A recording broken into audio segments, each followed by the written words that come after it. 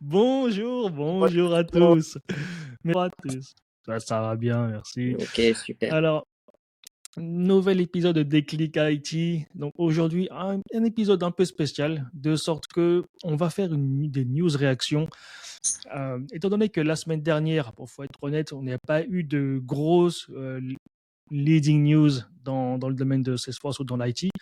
À mon sens, c'est l'Apple Vision Pro qui a tout cannibalisé Oui. la sortie de cette nouvelle Apple device.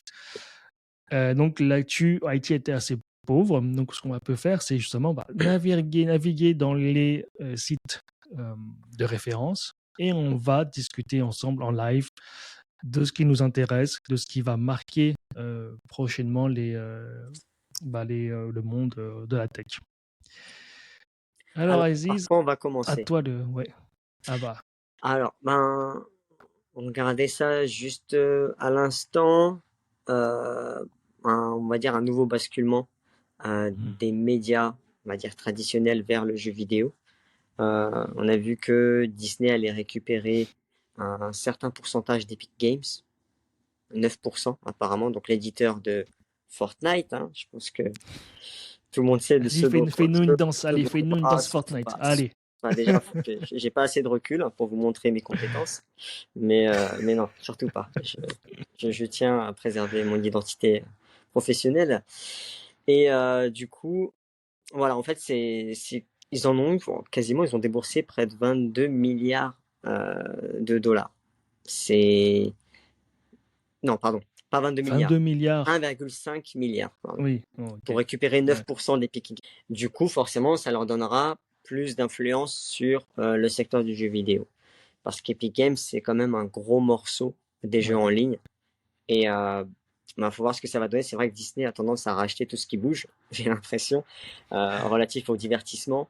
Pas forcément, et ça c'est mon opinion personnelle, pas forcément pour de bons résultats. On a vu ce que ça donnait avec les Star Wars. On a vu... Surtout depuis la fin d'Avenger Endgame. Après Oh, ça, il m'en n'y a eu plus parle pas. rien. Oh, m'en Après ça, parle il n'y a eu pas. plus rien. C'est ça. Après le cycle Thanos, là, j'ai l'impression qu'on s'est tous perdus entre les séries d'un Euh, côté qu'il faut suivre pour ensuite regagner les films d'un autre euh, côté. et le Ça massacre devient... de Star Wars. Et le massacre de Oui. Star Wars. Pourtant, je suis pas un grand fan de Star Wars de base. Je me disais, tiens, peut-être que la version Disney va permettre de rendre, on va dire, l'univers un peu plus accessible pour les Hmm. néophytes. J'ai pas spécialement apprécié, même pour quelqu'un qui n'est pas fan de Star Wars de base. J'imagine même pas pour ceux qui le sont depuis 30, 40 ans. Voilà, faut voir ce que ça va donner. Ouais. Peut-être que je m'avance un peu trop dans les critiques. Peut-être que ça va donner de bons résultats. Wait and see dans les mois et les années à venir. On avait quoi d'autre Pas d'autre, pour ne si pas on part changer un peu. Ouais, vas-y. Ah, d'habitude, OpenAI. évidemment. OpenAI, allez, c'est reparti, un coup de ChatGPT. Donc la dernière feuille de route de ChatGPT, et c'est Sam Altman qui en a parlé officiellement, même si on s'en doutait un peu et qu'on commençait déjà à en parler au tout début de GPT 4, voire même 3.5, c'est un agent officiel accessible via le navigateur web pour automatiser des tâches telles que commander un billet d'avion, réserver un hôtel, réserver, je sais pas moi, des places de cinéma, un restaurant. Tous ces éléments-là pourraient être automatisés via un prompt, on va dire, suffisamment clair, en tout cas pour déclencher des actions cumulées et automatisées. Alors, Donc, à faut voir ce que savoir ça va donner. qu'aujourd'hui, aujourd'hui, il y a déjà des projets open source qui ont développé ce genre d'agent. Ça existe déjà, concrètement. Pas pour le grand public, mais voilà, des gens qui font de la recherche et qui développent leur propre agent. Ça existe. Il y a déjà pas mal de démonstrations sur YouTube. Si vous voulez aller voir, vous tapez Live Agent. Ça existe. Donc, par exemple, on voit des gens qui commandent des pizzas. Un use case concret, c'est voilà, un exemple qui a beaucoup tourné, c'est la personne demande commande-moi la meilleure pizza du coin. Donc, on voit vraiment la souris qui bouge toute seule, qui va faire des recherches Google, qui va checker les avis des différents restaurants aux alentours, donc il a la meilleure pizza, etc., etc. Donc, l'IA va décider, OK, c'est celle-là, cette pizza-là, c'est la meilleure. Donc, elle va cliquer, elle va commander, elle va remplir le formulaire de commande de façon autonome. Et à terme, c'est le futur très proche. Je pense que c'est très proche des agents conversationnels qu'on connaît. Et Moi, ce qui ça m'inquiète là-dessus, sera... c'est, Ouais, en fait, j'ai pas vu les démos là-dessus, j'ai pas eu l'occasion de tester. Il y a les premiers agents qui ont été mis en place. Mais est-ce qu'il n'y a pas un risque je sais pas, de bug au même titre qu'on parle d'hallucination quand on ouais, va mettre en place, quand on va lancer des prompts ou faire des recherches ou approfondir certains sujets sur ChatGPT, parfois on va se rendre compte que certaines informations sont fausses Hmm, et que derrière il est toujours nécessaire, on va dire, d'avoir une éducation à l'utilisation de ChatGPT, c'est de procéder à un travail de vérification derrière et de pas simplement prendre pour argent comptant tout ce qui est balancé par ChatGPT. Et par rapport à ces agents accessibles qui vont automatiser des tâches, est-ce que ces mêmes tâches automatisées ne vont pas être sujets à des hallucinations et au lieu de nous réserver un billet pour New York, nous réserver un billet pour, je sais pas moi, la Nouvelle-Zélande. ouais. C'est toujours un risque. Après, C'est c'est toujours un pourquoi. Non, risque mais voilà. de dépenser 2000 Après, euros de plus que prévu. ah mince. Oh, en plus, je me retrouve avec des moutons et tout. C'était pas ce que j'avais prévu. C'est ça. Alors, il y a toujours un risque, à mon sens. Après, c'est à eux de trouver les moyens de contournement et de donner le mot final à l'utilisateur. Parce que l'exemple que j'ai donné, ça existe. C'est, voilà, il l'a fait one shot. Il y a d'autres agents qui demandent, avant de faire une action euh, impactante ou importante, qui demandent l'autorisation de l'utilisateur. Ouais. Donc, il y a deux types pour l'instant. À chaque fois, est-ce que je fais ça? Tu te dis oui, non.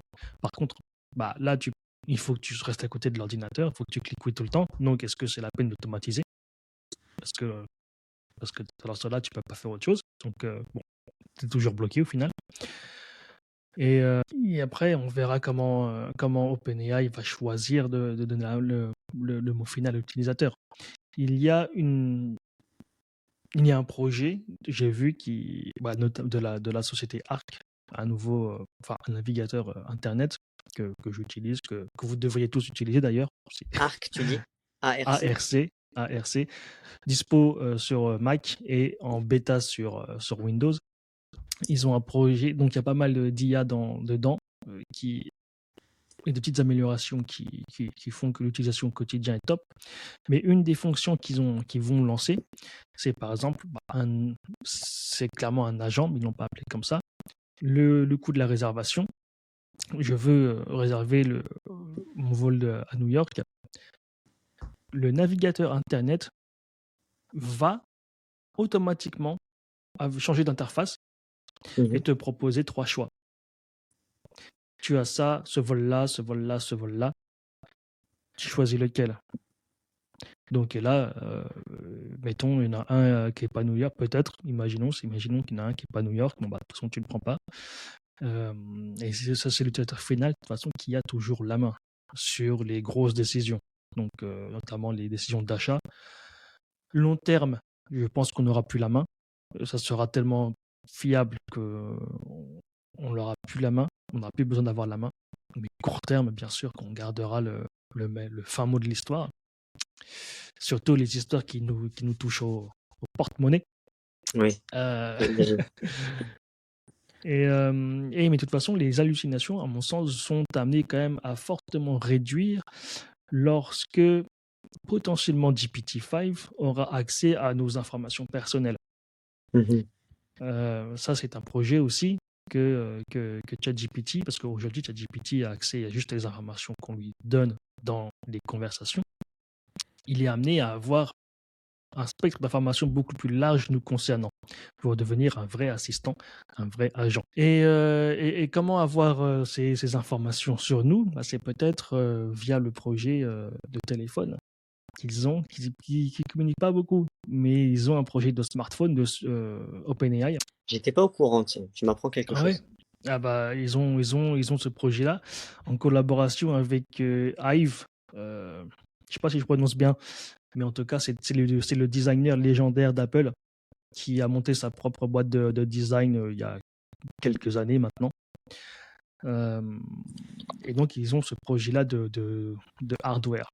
Donc, c'est sans doute pourquoi aussi Altman parle de lever des fonds pour créer une puce D'accord. IA. Donc, je pense que cette puce IA va servir à son projet de hardware. Peut-être, là, je m'avance un peu. Mais avoir un téléphone OpenAI donc, qui est fait pour être un assistant IA, ça pourrait être un pas assez grand vers les assistants automatisés. Pendant que tu en parlais, je commençais à me renseigner sur Arc et Ouais. bon, je vois que les utilisateurs d'un ordinateur avec Windows comme système d'exploitation sont sur liste d'attente. Ouais. Ceux qui utilisent Apple sont, que ce soit sur mobile ou sur directement MacBook, ont la possibilité de l'installer d'ores et déjà et de le tester. Mais c'est vrai que c'est intéressant du coup. Je suis curieux de tester ça, de voir ce que ça donne, de voir à quel point ils ont injecté de l'IA pour faciliter la navigation et potentiellement automatiser des tâches, Hmm. clairement. Ça change la vie. Depuis que j'utilise Arc, en fait, j'ai changé beaucoup de navigateurs en fait. Mais Arc, c'est vrai que Ouais. au quotidien, c'est le top. C'est le futur des navigateurs. À ce point, carrément. Ah ouais, mais IA ou pas, hein, parce que IA, ils ont commencé à en implémenter il n'y a pas longtemps. Mais Oui. c'est vraiment repenser les bases de la navigation Internet. Ah, tu vas voir, tu vas me dire. D'accord, ok. Bah écoute, je vais regarder ça. Et il nous reste encore quelques minutes, sans transition, pour Mhm. lancer une nouvelle info. Donc, par rapport à Microsoft, qui dévoile une nouvelle version de Copilot. Copilot, de mémoire, enfin, je ne pense pas en tout cas qu'il soit encore disponible en Europe. C'est le cas déjà aux États-Unis, mais en Europe, on attend toujours une date. Évidemment, il y a des nouvelles fonctionnalités et un nouveau modèle de langage qui est mis en avant par Microsoft et par sa dernière release. Et l'idée, évidemment, c'est qu'ils veulent se concentrer sur la productivité et la création plutôt que les facilités de recherche accordées par GPT de façon générale. Hmm. Donc voilà, ils ont fait une grosse publicité lors du dernier Super Bowl aux États-Unis par rapport à cette nouvelle version de Copilot. C'est pas encore arrivé le Super Bowl, c'est dans 2 jours. Et ils Mais par préparent contre, une grosse ils préparent publicité. la pub, ouais. Ils préparent une grosse publicité. En tout cas, en fait, ce qui se passe, c'est qu'à chaque fois, le Super Bowl, c'est l'occasion pour les grosses sociétés dans la tech de la Silicon Valley de Hmm. communiquer en tout cas sur une communication assez dingue à l'occasion d'un événement sportif. C'est le cas du Super Bowl. Donc autant pour moi, ce que je disais, c'est qu'ils se préparaient ça pour le Super Bowl. Je pensais qu'il était déjà passé, qu'il l'avait déjà réalisé. Mais apparemment, donc dans 2 jours, il faut s'attendre à un gros marketing de Microsoft là-dessus. Et du coup, Microsoft, eux, de leur côté, ils envisagent d'unifier l'ensemble de leur offre Office et de faire en sorte que chacun puisse être assisté littéralement par chaque outil bureautique, que ce soit Word, Excel évidemment, PowerPoint, pour la réalisation de tâches plus rapides et plus efficaces. Hmm. En Europe, on n'a pas encore eu l'occasion Non, d'utiliser, donc mais on hâte de verra. voir ça parce qu'en Europe, il y a des contournements. Pour ça, ils ont implémenté quelques fonctions par-ci par-là qui sont assez utiles, mais que j'utilise jamais. Déjà parce que même si même avait bon, je viens de lancer un truc sur Mac, mais pour le taf, j'utilise Windows, mais j'utilise pas. C'est prometteur, mais par Oui, contre au quotidien, c'est pas. En tout cas, la version qu'on a en Europe, elle n'est pas si en utile. Europe, faut attendre, faut toujours attendre. 5-6 mois après. Le vieux continent Ouais, là, aux États-Unis, ils sont déjà sur GPT-5, on ne le sait pas encore. qui tourne sur Apple Vision Pro parce qu'on C'est n'a pas ça. le droit. On n'a pas le droit l'Apple Vision Pro non plus. Hein, pauvre de nous. Ouais. Non, voilà. En tout cas, je pense qu'on a fait un peu le tour de ce qu'il y avait dans la semaine. Ouais. Ce sera tout pour moi, en tout cas, Sébastien. Merci, merci d'avoir échangé avec moi sur ces sujets intéressants. J'ai appris beaucoup de choses. Et puis, on verra Ouais, pour la merci. semaine prochaine. 3, je pense, sujets qu'on va aborder pour revenir, on va dire, à votre modèle Si l'actualité le veut bien. Allez, Exactement. très bon Merci. week-end à Merci tous. à tous. Très bon Bye. week-end. Salut.